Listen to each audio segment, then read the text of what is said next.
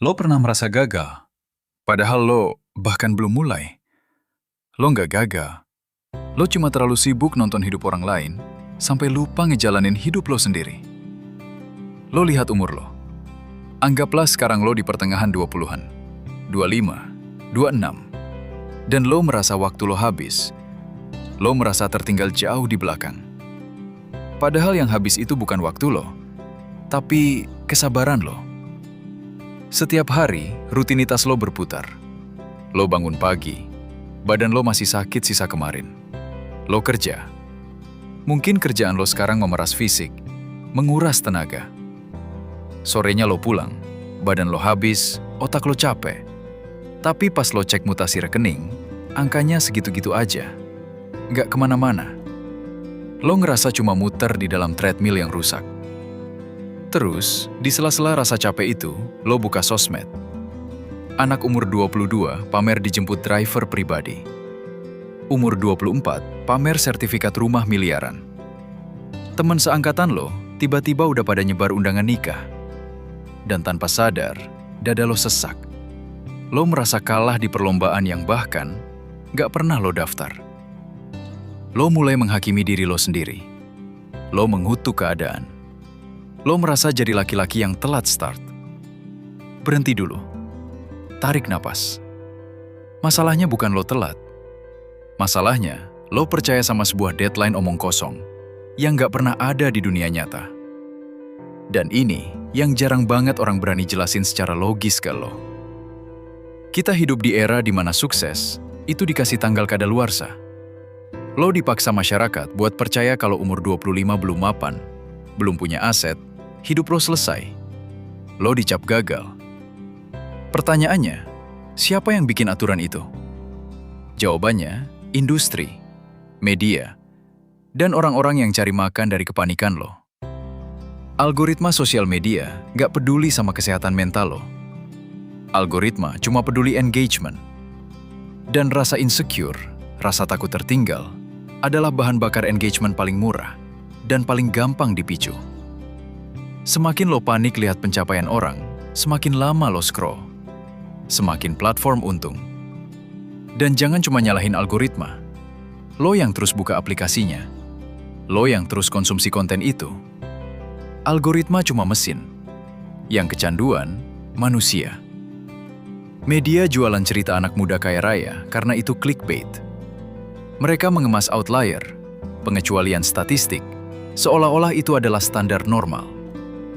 Mereka nggak pernah nyeritain ke lo berapa banyak orang yang sukses muda lalu hancur lebur di umur 30 karena fondasi mentalnya rapuh. Lo pikir lo lagi nyari inspirasi di internet. Padahal lo lagi jadi produk. Sekarang gue tanya hal yang lebih mengganggu. Kalau besok pagi semua sosial media di dunia ini mati, apakah lo masih merasa gagal? Apakah lo masih peduli siapa yang beli mobil duluan? Atau lo cuma merasa gagal karena lo terus-terusan menelan mentah-mentah highlight hidup orang lain? Mari kita pakai logika yang dingin. Kenapa otak lo gampang banget ngerasa tertinggal? Secara biologis, otak manusia didesain cuma untuk hidup di kelompok kecil. 100 sampai 150 orang. Di masa lalu, lo cuma membandingkan diri lo sama tetangga sebelah rumah lo. Tapi sekarang, lo membandingkan diri lo sama 8 miliar manusia di bumi lewat layar 6 inci. Otak lo error. Otak lo nggak kuat memproses validasi sebanyak itu. Dan yang lebih parah, lo sering lupa satu variabel paling krusial dalam persamaan matematika kehidupan, yaitu titik start. Lo mengukur pencapaian lo pakai penggaris orang lain. Lo membandingkan timeline lo dengan orang yang garis startnya beda puluhan kilometer. Beberapa orang start dengan koneksi. Beberapa orang start dengan warisan. Beberapa orang start dengan mental yang dibentuk orang tua yang stabil.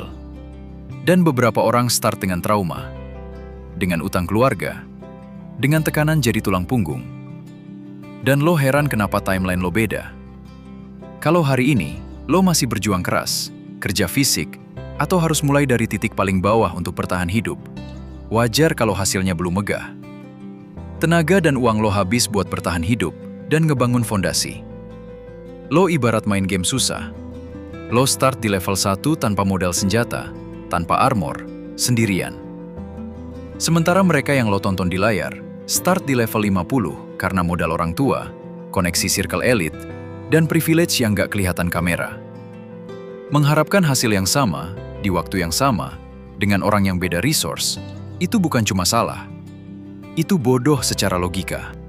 Dan ini fakta pahit yang bikin banyak orang makin stres kalau mereka nggak sadar. Cepat bukan berarti siap. Cepat seringkali berarti belum diuji.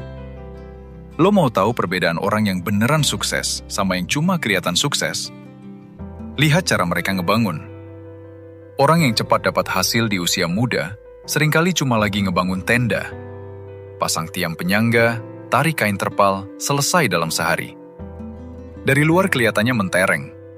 Tapi begitu badai krisis finansial datang, badai masalah hidup menerpa, tenda itu terbang gak bersisa. Orang yang naik terlalu cepat tanpa fondasi, pasti turun jauh lebih cepat. Orang yang pamer cepat sukses biasanya bukan kuat. Mereka cuma terlihat. Itu bukan teori. Itu pola sejarah. Terus gimana dengan lo? Lo yang ngerasa umurnya udah jalan terus, tapi aset masih nol. Lo kelihatannya lambat, karena lo lagi ngecor pondasi. Lo lagi gali tanah. Lo lagi ngaduk semen realita hidup. Lo lagi nyusun besi struktur kedisiplinan. Proses ngecor pondasi itu berisik, kotor, berat, menguras keringat, dan sama sekali nggak Instagramable. Nggak akan ada orang yang tepuk tangan lihat lubang pondasi lo. Keluarga lo mungkin bahkan nggak peduli. Temen lo mungkin ngeremehin. Kenapa? Karena manusia zaman sekarang cuma bisa menghargai apa yang kelihatan di permukaan.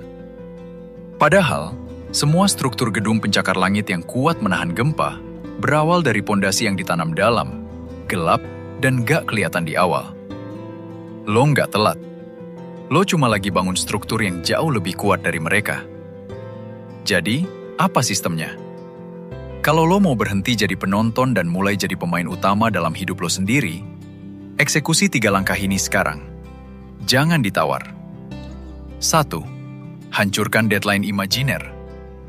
Stop bilang gue harus kaya di umur sekian, atau gue harus nikah di umur sekian. Umur itu cuma durasi planet ini memutari matahari. Ganti mindset lo. Jangan fokus ke outcome yang di luar kendali lo. Fokus ke input. Berapa skill baru yang lo pelajari minggu ini? Berapa jam yang lo pakai buat mikirin strategi ke depan? Eksekusi inputnya setiap hari, persetan dengan deadline hasilnya. 2. Audit dan ketatkan sistem fondasi lo. Berhenti meratapi uang yang gak lo punya. Lihat apa yang ada di tangan lo sekarang. Mulai rapikan hal-hal kecil. Install aplikasi pencatatan keuangan di HP lo hari ini juga. Catat setiap rupiah yang keluar. Buka rekening bank digital khusus buat memisahkan uang makan dan uang dingin. Menyusun keuangan dari recehan, melacak pengeluaran harian, itu bukan pelit. Itu sistem. Lo nggak akan pernah siap mengelola ratusan juta kalau lo masih buta mengelola uang 100.000. 3. Aktifkan mode kacamata kuda. Lo nggak butuh motivasi, lo butuh fokus. Lo nggak butuh validasi dari keluarga atau teman, lo butuh repetisi. Lo nggak butuh konten viral, lo butuh konsisten bangun value. Lo nggak butuh inspirasi dari orang kaya, lo butuh berhenti jadi penonton. Blokir semua akun, mute semua story orang-orang yang cuma memicu rasa insecure lo. Tutup telinga lo dari pertanyaan basa-basi kapan nyusul. Eksekusi buta pada rencana lo sendiri. Mulai dari nol di usia pertengahan 20-an, itu bukan aib. Itu realita mayoritas laki-laki yang sedang bertarung sendirian membangun hidupnya dalam diam. Hidup bukan kompetisi publik. Ini proyek pribadi lo.